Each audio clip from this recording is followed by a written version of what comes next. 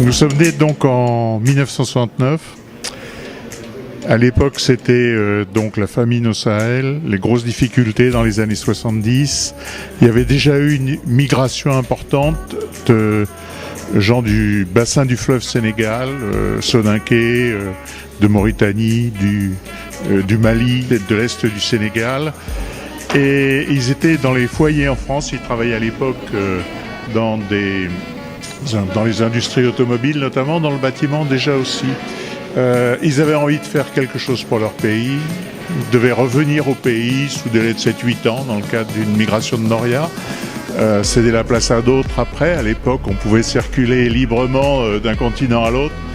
Et il y avait des ingénieurs agronomes qui disaient que peut-on faire, des jeunes ingénieurs agronomes, que peut-on faire pour mettre au service les techniques que l'on connaît, l'énergie que l'on a pour aider les Sahéliens qui souffrent dans ces régions-là, et ce qui était une cause de migration importante aussi à ce moment, ponctuellement.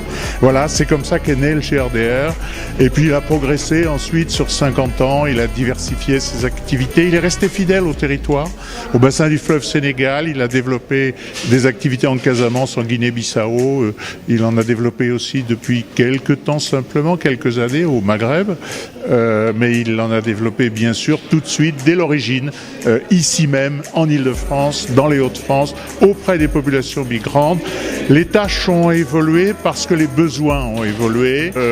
Au début de l'alphabétisation, de la formation agricole, c'était la demande d'ailleurs des migrants. Et puis désormais, on travaille sur d'autres aspects. Ces migrants-là, ils ont 70, 80 ans maintenant, ils sont parfois encore en foyer. Ils sont là-bas, ils sont ici, ils vont, ils viennent. Le vieillissement est aussi un problème pour eux. Nous nous attaquons à ce vieillissement. On est fidèles aux gens qu'on a aidés au début. Et puis il y a les questions de la jeunesse qui sont préoccupantes aussi parce que elle a d'autres aspirations dans un monde qui a changé. Il faut s'y habituer aussi. Voilà, on travaille sur l'accès au numérique, on travaille sur l'entrepreneuriat parce que c'est par l'emploi qu'on arrivera à l'inclusion sociale de tous. Et on travaille à l'écoute des migrants, on travaille en accompagnement, on n'a pas de leçons à donner, on construit les choses ensemble et on les construit avec des partenariats, avec les associations de migrants, avec des partenariats institutionnels forts, que ce soit là-bas en Afrique ou ici en France, avec les collectivités territoriales, les élus qui se mouillent la chemise sur ces dossiers-là, qui ont envie de faire des choses. On est auprès d'eux, avec les services déconcentrés de l'État, avec le ministère de l'Intérieur aussi, la DAEN était présente aujourd'hui. Donc voilà, avec les associations qui sont nos partenaires, on travaille en tissu associatif, comme un réseau, une trame et du fil, comme un tissu, c'est serré. C'est ensemble qu'on arrivera à changer le monde pour mieux vivre ensemble.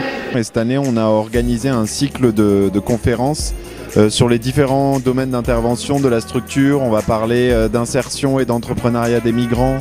On va parler d'accès aux droits et des questions de vieillissement. On parlera également d'appui au mouvement associatif avec les différentes fédérations de migrants partenaires du GRDR, de Matam, de Caille et de Mauritanie.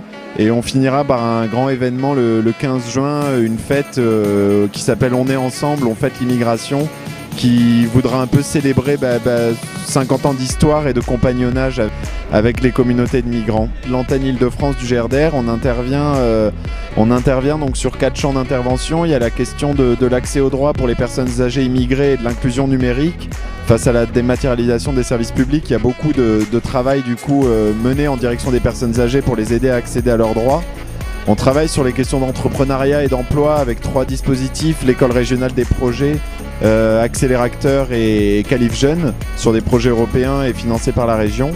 Et ensuite sur le mouvement associatif et l'appui aux organisations de femmes, donc avec 2 collègues et 2 dispositifs, des formations, des accompagnements individuels. Si on doit resituer un élément central de notre accompagnement, c'est qu'il est centré sur la personne et sur l'humain, ses aspirations, et travailler vraiment sur la remobilisation sociale et l'estime de soi.